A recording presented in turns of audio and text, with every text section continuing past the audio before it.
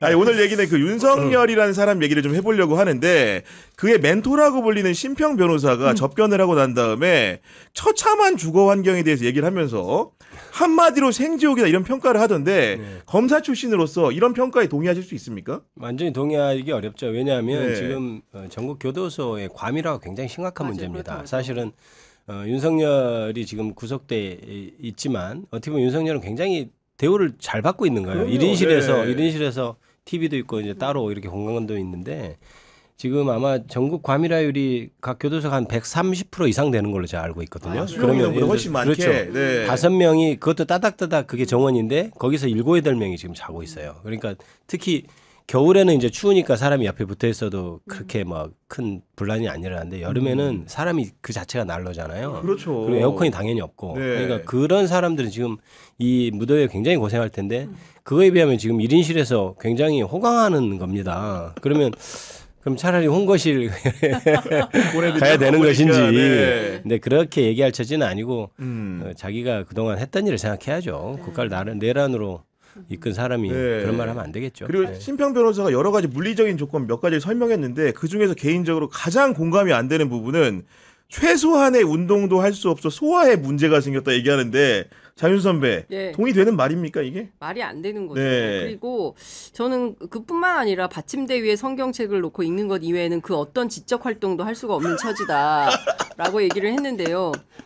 송영길 대표가 페이스북에 글을 올렸어요. 네. 무슨 소리냐. 하루에 최소 3개 이상의 신문은 구독할 수 있고 그리고 뉴스 다 볼 수 있고 방송 뉴스. 그렇죠. 그리고 책은 뭐 무한대로 받아볼 수 있다. 본인은 11개월 사는 동안 무려 300권의 책을 읽었다. 300권을 읽었다 송영길은. 네, 이런 주장을 하고 있어요. 그런데 이거는 말이 안 되잖아요. 뭐 성경책만 읽고 성경책이 의외로 또 크고 두껍습니다. 그러면 성경책 쪽도 들어가면 다른 단행본들은 다 들어갈 그렇죠. 수 있다고 봐야 돼요. 근데 이 자체가 마치 굉장히 핍박받는 무슨 민주 투사인 양 하고 있어요. 근데 그러니까요. 이분 네. 국민을 상대로 총을 겨누고 그리고 내란을 일으켜서 감옥에 간 사람입니다. 그런데 마치 무슨 민주화 운동하다가 독립운동하다가 감옥 간 무슨 열사처럼 이렇게 행세를 하는데 어떤 국민들이 이 사람의 이런 주장을 납득 타당하다 생각하겠습니까?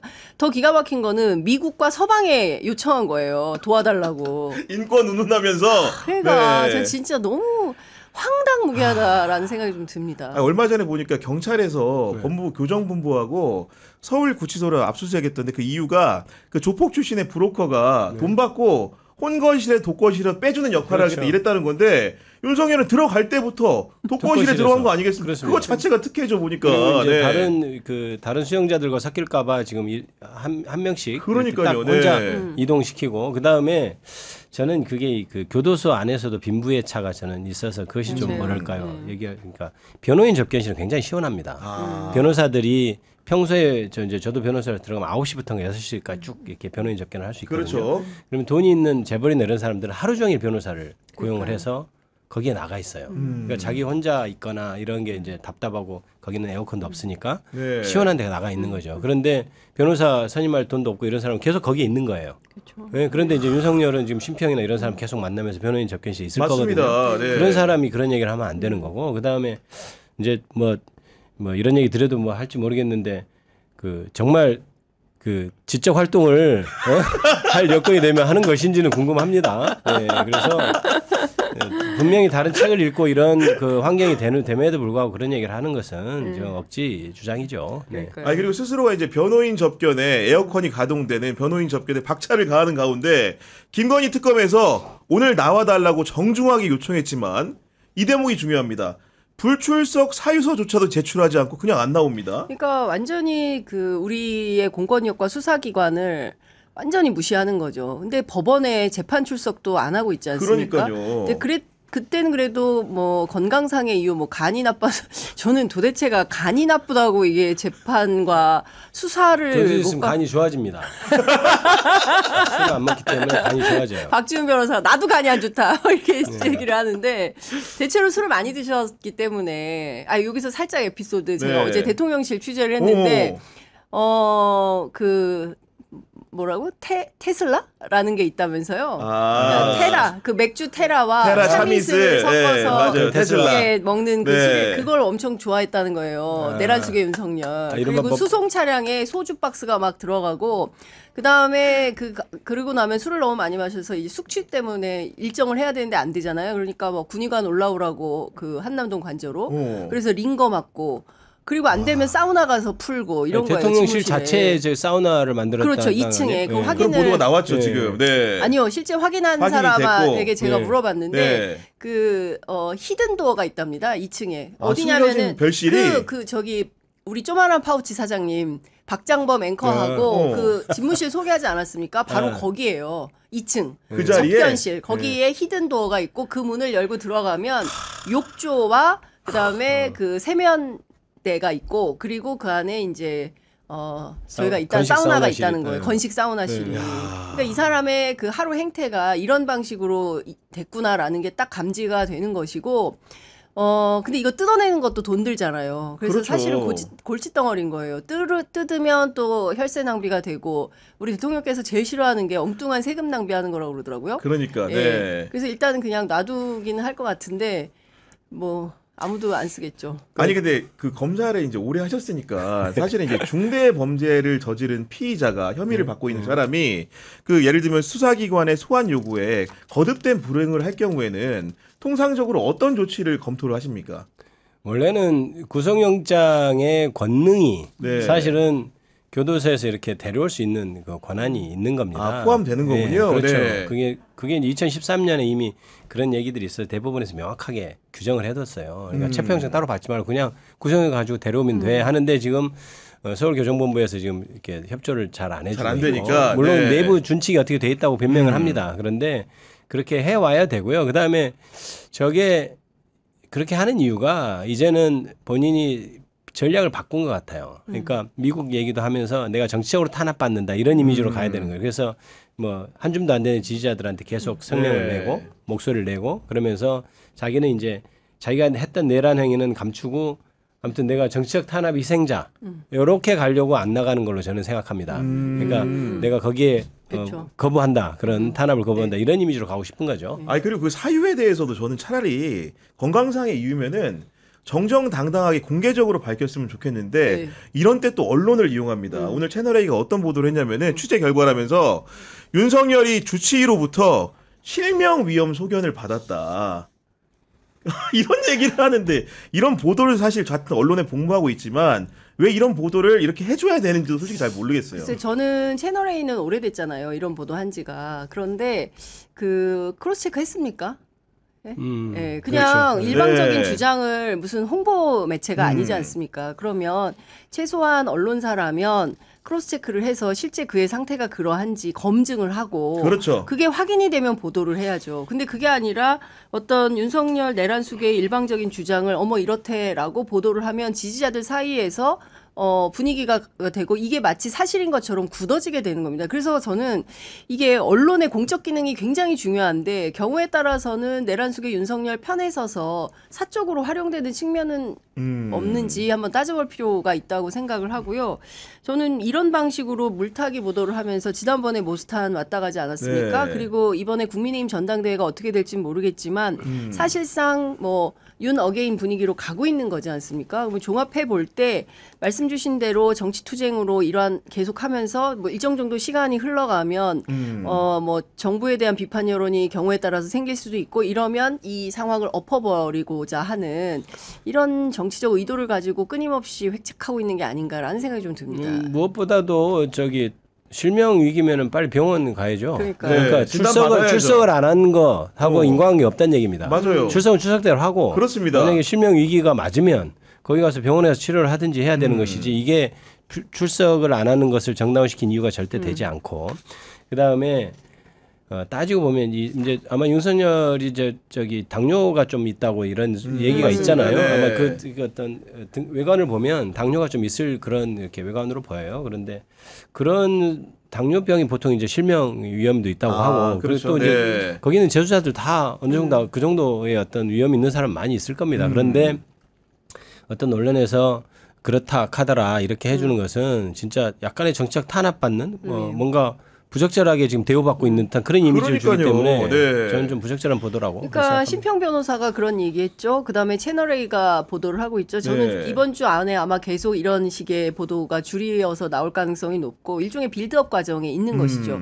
나는 정치적 탄압을 받고 있으니 국제사회가 나서서 나를 구해다오라는 시그널을 보내면서 이제 탄원서 만들자고 할 거예요. 네. 그리고 100만인 서명운동 할 겁니다. 예, 저는 그렇게 갈 거라고 보여져요. 그러면서 마치 2시간짜리 비상계엄 내란이 어디 있냐. 그리고 우리 국민들에게 계몽하려고 했었는데 이걸 가지고 야당이 나를 정치 탄압하고 있다. 뭐 이런 방식으로 가려고 하겠죠. 근데 네. 거기에 속아 넘어갈 서방이 국제사회가 이런 꼼수를 바보가 아닙니다. 그러니까요. 네. 그렇습니다. 아 그리고 이런 윤석열의 후과를 어떻게 보면은 검찰이란 조직이 지금 치르고 있는 과정인데 그 정성호 법무부 장관이 이제 신임으로 부임한 이후에 네. 지난주 금요일에 검찰 고위 간부 인사가 있었는데 네네. 그 내용에 대해서는 우리 의원님은 좀 어떻게 보셨습니까?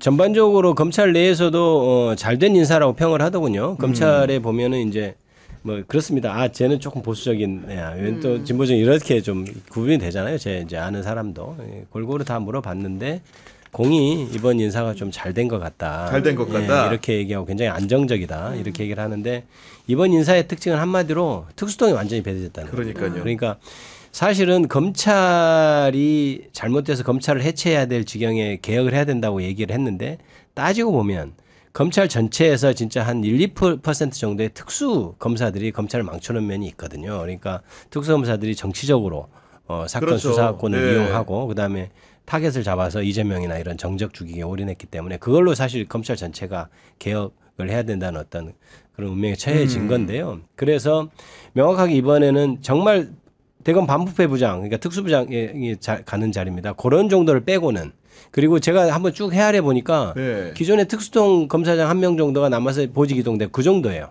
특수통이 임용된 것은. 눈에 띄는 사람이. 네, 그 정도지 네. 나머지 지금 이게 전체 이번에 이재명 대통령 되고 내란 이후로 29명이 나갔거든요. 29명이 나가고 이번에 이제 13명 정도가 남아 있어요. 기존에.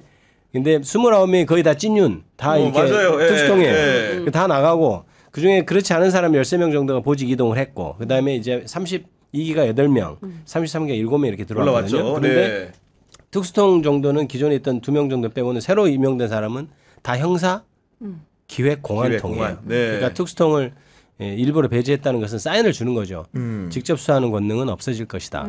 그래서 검찰 개혁은 예정대로 갈 것이다라는 사인을 강하게 줬고 일부 이제 이런 거 있습니다. 문재인 대통령 시절에 이렇게 중용됐다가 윤석열 정권에 와서 이렇게 좌천 인사를 받았던 그렇죠. 인사들이 네. 있는데 그러니까 저 사람은 승진돼야 될 것 같은데 안 된 사람이 좀 있어요. 그것도 보면 공통적으로 약간 특수를 좀 했던 사람들인 것 과거에? 같아서 약간 네. 그게 이제 그런 저런 걸 좀 감안해서라도 특수통은 일부러 정확히 배제해서 메시지를 주려고 했던 게 아닌가 이런 생각이 좀 들고요. 그런 면에서 윤석열 때 잘 나갔던 사람들도 뭐 실력과 인품이 있는 사람은 그냥 이렇게 또 발탁해서 검사장 승진시키고 그러니까요. 이런 네. 인사로 평가를 하더군요. 그리고 사실은 이제 중앙지검이 대검 중수부가 사라진 이후에 여러 가지 수사의 본산 같은 역할을 했는데 이번 인사에서 눈에 띄는 점은 중앙지검장 일찌감치 튀었고 밑에 있는 이제 사장 검사들도 보면은 네. 전혀 이제 인사에서 그렇습니다. 이익을 얻지 못했는데 왜 그랬냐면은 명품백 수사도 제대로 못했죠. 그렇죠. 도이치모터 수사도 제대로 못한 거 그러니까요. 아니겠습니까? 이게 네. 효과를 치를 수밖에 그렇습니다. 없죠. 네. 그러니까 특수통 검사들이 진짜 특수수사를 제대로 했다면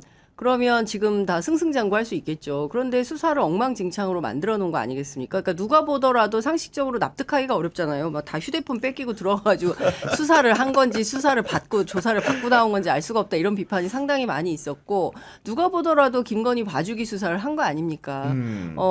아니 대통령 부인씩이나 되는 사람이 덮어놓고 300만 원짜리 백을 받았는데 그 부분에 대해서 혐의 없음 처리하는 게 말이 되냐. 최소한 알선수재 정도는 적극적으로 수사 의지를 가지고 적용했어야 됐던 거 아니냐. 왜 그런 거 의율 못하냐. 이제 이런 비판이 있었던 건데 결국 이렇게 유야무야 되고 막판 이렇게 되니까 다 나가버린 거잖아요. 그렇죠. 네. 네, 그러니까 이게 진짜 무책임한 행태다라는 생각이 좀 드는 것이고 관련해선 저는 특검이 관련된 그 수사를 반드시 해야 된다라고 생각을 합니다. 검찰 관련된 수세를 수사. 뭉갠 죄에 대해서도 그렇습니다. 네. 반드시 수사를 해야 된다라고 생각을 하고요. 우리 저 의원님께서 워낙 점잖으신 분이라 세게 얘기를 안 하셔가지고 제가 이제 전직 특수통 검사 출신들 법조인들 좀 취재를 해봤더니 이번 인사의 핵심은 누가 발탁됐느냐보다는 누가 발탁되지 않았냐를 중심으로 봐야 된다. 빠진 사람을 중심으로 그렇죠. 봐야 된다. 발탁 네. 제외 인사가 키포인트다. 그래서 누구를 발탁 제외했냐? 윤 묻은 것들. 윤 묻은 것들을 뺐다. 라는 것이고 이게 핵심이다라고 얘기를 하면서 이 중요한 포인트는 어쨌든 그 정성호 그 법무부 장관이 그동안 중용하면 안 되는 인사들에 대해서 여러 가지 명단들이 돌았는데 그 명단을 실제로 받아보고 거기에 준하는 인사를 한 것 같다라는 얘기도 나오고 있고요. 앞서 말씀하신 대로 특수통 검사들을 제외시킴으로 인해서 공안통, 기획통, 그다음에 강력, 뭐 형사 이쪽이 빛을 발하는 그러나 네. 어쨌든 이분들은 다 1년 후에는 예, 일단은 뭐 공소청으로 넘어가셔야 네. 되는 분들이다 이런 얘기를 하고 있습니다. 저 같은 경우에도 보기에 이제 정성호 장관이 검찰을 좀 이렇게 잘 알고 있는 것 같다 네. 이런 인상은 좀 받았고 솔직히 말씀드리면은 특히 이제 법무연수원에 가신 분들도 눈에 띄는데 네네. 저는 개인적으로 보니까 진짜로 윤 묻은 것들은 알아서 나간 게 많은데 법무연수원 가신 분들 중에 이분은 왜 옷을 안 벗고 갔지라는 분들이 전 눈에 보이거든요. 네. 그런 생각 솔직히 좀 드시죠. 네, 그렇죠. 네. 일단 제가 아까 29명이라고 한 것은 법무연수원 연구원으로 간 4명까지 포함한 네. 예, 숫자입니다. 보통 검사장 인사를 하면 당신 이번에 인사 대상이다 이런 말을 해줘요. 그건 이제 나가면 좋겠는데요. 이런 말을 애들로 하는 겁니다. 또 나가라 하면 이게 또 문제될 수 있으니까. 근데 그러면 이제 다 알아듣고 이제 사직 인사 네. 또 쓰고 나가는데 끝까지 버틴 사람들은 법무연수원 연구위원으로 이렇게 발령을 내죠. 그 사람들이 지금 4명 아닙니까? 그렇습니다. 이영님 춘천지검장 이번에 헌법재판소 네. 윤석열 그 재판할 때 일제 판사들보다 못한 그러니까요. 사람이라고 그랬죠. 말도 안 아니 되는 비유를 윤석열이 했죠. 안중근입니까? 네, 그렇습니다. 예? 말도 안 되는 비유를 하고 네. 있어요. 제가 그때 그래서 이렇게 제 SNS에도 막 이렇게 비판하는 글을 올렸는데 그다음에 정유미 전 창원지검장 그 명태균 게이트 제대로 수사 안 한. 맞습니다. 그다음에 이제 허정 뭐 박영진 이런 박영진 전주지검장은 마지막에 그 문재인 대통령 기소했죠. 전 대통령 기소한 사건인데 그게 사실 진짜 말이 안 되는 사건이거든요.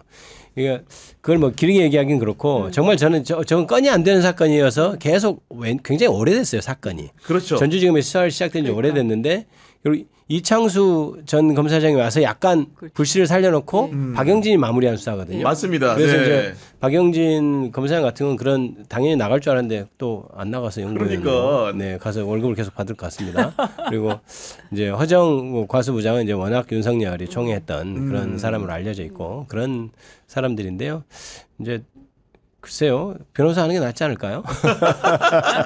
냉정하고 냉혹한 평가를 해주셨는데 그러니까 저는 그러니까 법무연수원에 남아 있다. 과거의 전례들을 보면은 버텨가지고 검찰에 출세를 못하더라도 정치적으로 자기 정치를 할 수 있다. 이런 정도의 개인 판단을 하지 않는 이상 남는 게 본인이나 가족이나 주변에 실익이 많이 없어 보이거든요. 그런 그렇죠. 배포가 있다고 봐야 되는 겁니까 이게? 그렇죠. 한 뭐 또 그 이번에 윤석열 뭐 3년 이제 있다가 지금 정권이 바뀌었는데 그 사람들 생각에 내가 한 5년 버텨보지 이렇게 생각할 수도 있을 겁니다. 그렇게 하면 내가 또 광명 찾을 수 있지 않겠나 이런 네. 아주 뭐라 할까요? 근데 네. 이런 거 같아요. 그러니까 불가능한. 일반의 상식과 검찰의 상식은 많이 다른 것 같아요. 그러니까 우리는 민주당에서 다수 의석을 가지고 있는 민주당에서 추석 때 귀경길도 아니고 귀성길 라디오에서 여러분들은 검찰청이 폐지됐습니다라는 소식을 듣게 될 거다라고 얘기를 하고 있고 실제로 검찰개혁의 결과로 검찰청은 문을 닫고 공소청과 그다음에 이제 중수청으로 가게 될 거다라고 다들 생각을 하잖아요. 근데 그렇죠. 검찰에 말씀하신 그 핵심들은 아닐걸? 얼마든지 이 기류를 바꿀 수 있다라고 생각을 한다는 거예요. 그리고 그 남은 그럴 수 있습니다. 1년, 네. 그러니까 유예기간 1년간 우리가 수사 또 하면 또 달라져 라는 생각을 한다는 거예요. 그러니까 우리는 당연히 상식적으로 이 문을 닫고 그냥 폐쇄의 수순으로 간다라고 판단하는데 검찰 내부에서는 전혀 그런 분위기가 아니라는 거죠. 그러니까 지금 남아있는 이분들은 반전의 꿈을 꾸고 있는 것이다. 저는 반대로 어떤 생각 드냐면은 이번에 이제 옷을 벗고 나간 그 찐윤 검사라고 과거에 분류됐던 분들 검사장들에 대해서 후배 검사들이 과연 어떤 생각을 할까 좀 생각을 해보게 되는데 왜냐하면 이분들이 하는 수사 지휘를 믿고 사실은 수사를 열심히 해가지고 조사를 통해서 뭔가 밝혀보려고 했던 분들도 있었을 텐데 이런 정치적인 반전의 계기를 통해 가지고 본인은 아무 일 없었다는 듯이 그냥 옷 벗고 나가버리니까 그 후배들은 마땅히 다른 죄밖에 없는데 지금 많은 피해를 입게 돼 있는 상황이거든요. 그렇죠. 그런 후배들을 위해서 정말로 본인의 수사가 진실됐다고 한다면은 남아서 남아서 법무연에서 투쟁을 해야 되는데 그렇지도 않고 소리 소문 없이 조용히 나가는 태도에서 그들이 어떤 목적을 가지고 수사를 해왔는가 더 의심이 됩니다, 솔직히. 그러니까 옛날에 보면 이제 이 검찰에 있을 때 보면 위에 검사님들 이런 사람들이 막 뭐 하잖아요. 그러면 어떤 생각이 들냐면 저 사람들 누릴 거 다 누렸는데 우리는 갈 길이 창창해요. 네. 그 후배들 입장에서는 그렇잖아요. 그렇죠. 그러니까 지금 이번에 나간 검사님들도 마찬가지입니다. 검찰에 있으면서 특히 윤 정권에서부터 승진해서 계속 검사장, 공검장, 그러니까 진짜 이 폼제는 그런 네. 자리에 있으면서 영전에서 다니는 사람들이 결국은 자기는 검찰에서 좋은 자리 다 차지하고 그렇죠. 근데 검찰을 다 망쳐놓고 후배들이 이제 그걸 감당하게 해놓고 그냥 물러나는 튀어버리는 거예요, 거예요. 튀는 그냥. 거예요. 그다음에 네. 이제 변호사 개업해서 또 이제 돈 벌 거 아닙니까? 이제 그렇죠. 그런 상황이 된 거고 그다음에 옛날에 문재인 전 대통령 시대에 검찰 개혁이 안 됐던 것은 기본적으로 정권 초기에 검찰에 굉장히 힘을 실어줬잖아요. 적폐 수사 이렇게 하면서 근데 이 검찰 개혁이란 것은 지금 정권 초반 1년이 넘어가면 이 동력이 굉장히 약화됩니다. 그러니까 이 검찰 개혁 자체가 굉장히 복잡한 문제이기 때문에 그래서 네. 추석 기경 전에 큰 얼개는 정말 만들어 놓지 않으면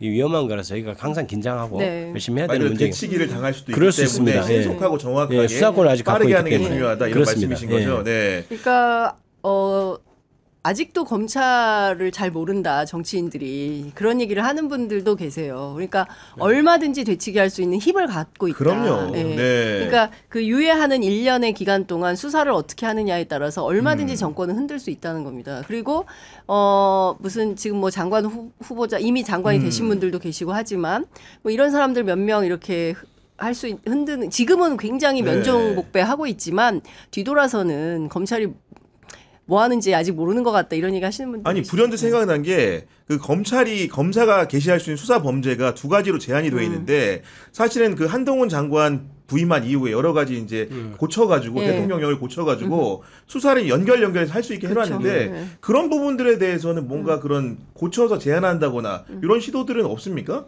그럴 필요는 아직은 없는 것이요. 네. 왜냐면 아예 지금 추석 전에 검찰청을 이제 완전히 이제 폐지하겠다는 거니까요. 예. 물론 유효기간 내에 1년 정도 유효기간에 수사를 못하게 그거를 이제 수정을 제약사항을 한다든지 두고, 네. 제약해야든지 그거는 이제 법무부 대통령으로 바꿀 수 있는 문제이기 때문에 그건 논의를 해봐야겠습니다만은 지금 현재는 그것이 급한 게 아니고 사실 검찰청을 두 개로 쪼개는 문제가 간단한 문제는 사실 아닙니다. 그렇죠. 그동안 한 네. 70년 동안 대온 문제이기 때문에 그래서 그 부분에 지금 여력을 집중하고 있기 때문에요.